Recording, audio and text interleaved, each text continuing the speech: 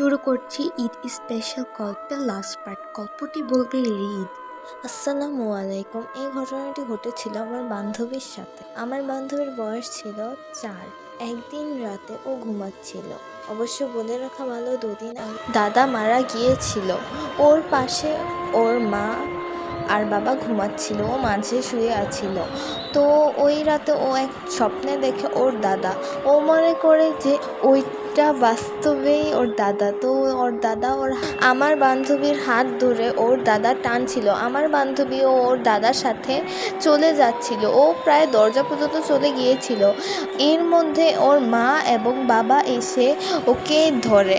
ওর মা ওকে ধরে এবং বাবা ওর মুখে পানি দেয়। ওর ভাইও পাশের রুম থেকে এসে পড়ে। তারপরে পরের দিন একটি হুজুর আনে। হুজুর বলে যায় ওর দাদা ওকে একটি ইশারা দিতে চায়, কিন্তু কী ইশারা যা তারা আজও জানে না। এই গল্পটি এখানেই শেষ। এখন থেকে আপনাদের সাথে যদি কোনো ঘটনা ঘটে থাকে তো আমাদের কমেন্ট বক্সে আপনারা চাইলে সেই ঘটনাটি লিখে পাঠাতে পারবেন।